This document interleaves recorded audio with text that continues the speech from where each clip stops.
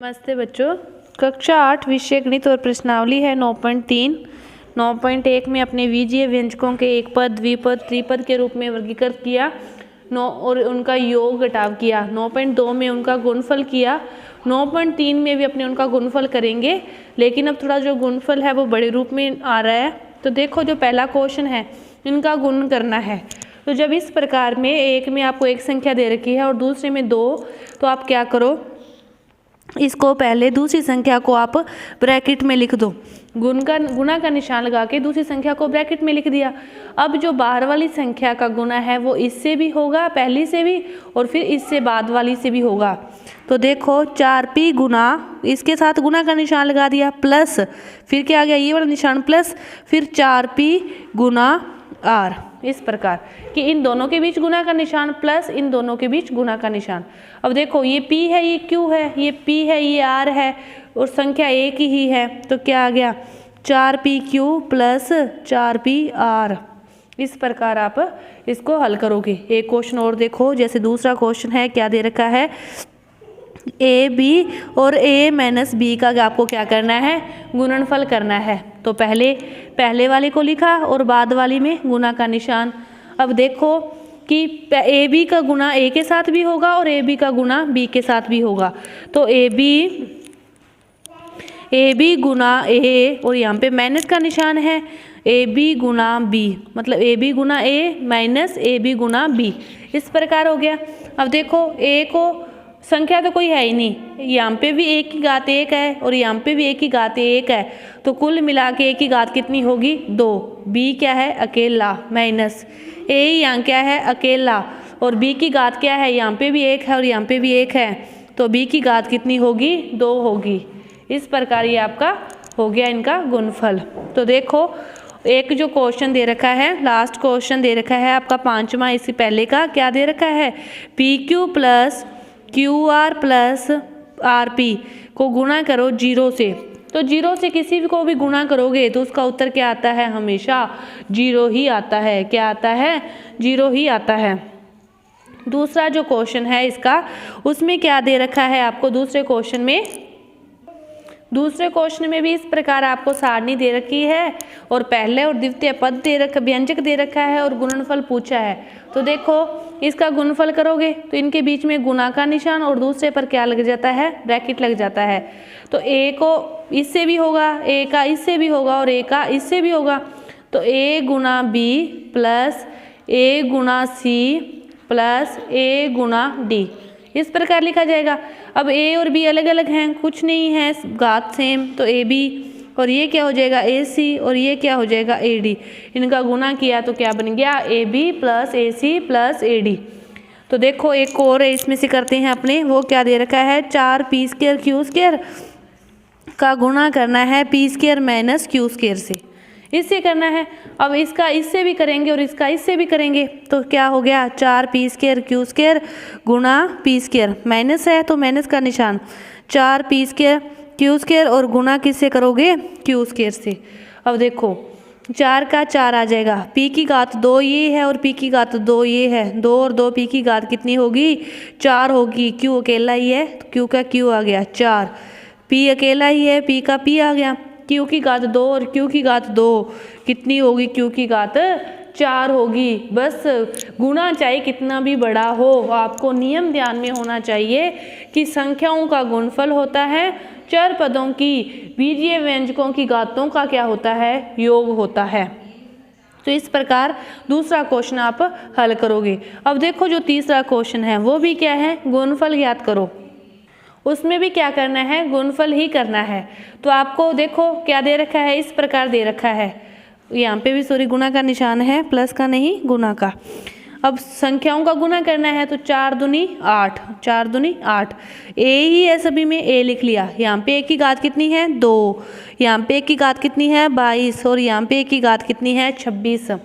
तो अब देखो, 8, ए की घात कितनी होगी, 6 2 8 2 10 और 2 2 4 और 1 5, कितनी होगी, 50 होगी। ए की घात 50, 8 ए की घात 50, इस प्रकार है। जैसे इसका तीसरा क्वेश्चन है, क्या दे रखा है, -10/3 p q की क्यूब गुना 6/5 पी की क्यू। अब देखो गुना करना है, इनका गुना करना है। तो ये चीज़ किस में आ गई, भिन्न में आ गई। तो भिन्न में ऊपर ऊपर गुना होता है, नीचे नीचे गुना। तो 10 को 6 से माइनस का क्या है, माइनस एक बार है, माइनस का क्या आ जाएगा, माइनस आ जाएगा। 10 को 6 से करोगे तो 60 और 5 दिए 15। पी है तो यहाँ पे पी की घात कितनी है, 1 + 3। और यहाँ पे क्यू की घात कितनी है, 3। और यहाँ पे कितनी है, 1। ये कितना आ गया, 60/15। और 15 के बारे में 60 आते हैं, कितने पर आते हैं, 4 पर। और p की घात कितनी होगी, 4। और q की घात भी कितनी होगी, 4। इसको हल किया तो क्या आ गया, 4 p की घात 4 और q की घात 4। तो इस प्रकार ये गुणनफल करना है तीसरे का। अब देखो जो चौथा क्वेश्चन है उसमें क्या दे रखा है आपको कि 3 गुना 4x - 5 और +3। इसको हल करो और हल करने के बाद आप x का मान 3 रखो और बताओ कितना आएगा। हल करना है, पहले तो गुणनफल कर रहे हैं उसी तरीके से हल करेंगे। तो 3 को इससे भी गुणा करोगे, इससे भी करोगे। तो इसको इससे करोगे तो 3 चौके कितना आ गया, 12x। और इससे करोगे तो 3 × 5 = 15। और प्लस का 3 है, ये अलग है, अलग का अलग। 12x का 12x। और 15 में से 3 जाएंगे तो कितने आएंगे, 12 आएंगे। और वे 12 किसके आएंगे, माइनस के आएंगे, क्योंकि बड़ी संख्या 15 किसकी है, माइनस की है। अब देखो x का मान कितना रखना है, 3 रखना है। x का मान कितना रखना है, 3 रखना है। तो 12 और x के बीच में कौन सा निशान है, गुणनफल का। 12 गुणा x - 12 है तो कितना आ गया, 12 गुणा 3 - 12। तो 12 3 = 36। 36 में से 12 जाएंगे तो कितना आ गया, 24। तो आपके पास इसका उत्तर कितना आ गया, 24 आ गया। इसी प्रकार के क्वेश्चन है, जैसे इसका दूसरा पार्ट है। इसी प्रकार देखो चौथे का दूसरा क्वेश्चन दे रखा है। पहले इसको हल करो और फिर a का मान 0 रख के बताओ कि इसके मान क्या आएंगे। पहले a को अपने अंदर गुणा करेंगे। तो इसको गुणा करने के लिए यहाँ पे क्या, a गुणा a की घात 2 प्लस a को a से करोगे तो a गुणा a प्लस फिर a गुणा 1 प्लस 5। a की घात 2 और a की घात 1 कितना हो गया। अब देखो चौथे का जो दूसरा पार्ट है, इस प्रकार अपनी गुणा कर रही हैं। इसमें कैसे करेंगे कि a की घात 2 और a की घात 1 कितनी होगी, जब घातों का क्या होता है, योग होता है। a की 3, यहाँ पे a की घात 2 और ये हो गया a + 5। अब क्या करना है, इसमें मान क्या रखना है, a = 0। इसमें मान रखना है a = 0। a का मान 0 रखोगे तो ये सारे क्या हो जाएंगे, 0। और क्या उत्तर बचेगा अपने पास, 5। जब a का मान 0 रखोगे तो ये सारे 0 और अपने पास क्या बचेगा, 5। अब जब रखोगे a = 1 रखोगे तो a की घात 3, a की घात 2 प्लस 1 प्लस 5 तो कितना हो गया, 5 और 1 6 और 1 7 और 1 8। अपने पास कितना मान आ गया, 8 आ गया। तो इस प्रकार 4 तक क्वेश्चन करने हैं आपने। अब देखो 5वां क्वेश्चन क्या है।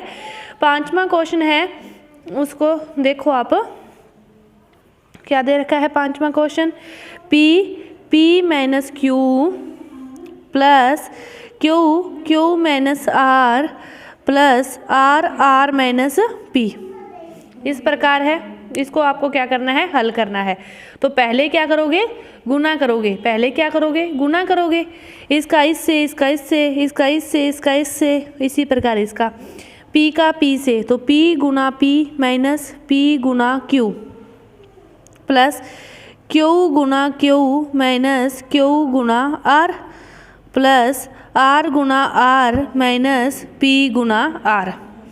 अब देखो एक p और एक p, कितने p हो गए, p की घात 2, सॉरी यहाँ पे क्या है, माइनस पी क्यू। यहाँ पे q की घात कितनी होगी, 2 माइनस क्यू आर। और यहाँ पे r की घात कितनी होगी, 2 माइनस पी आर।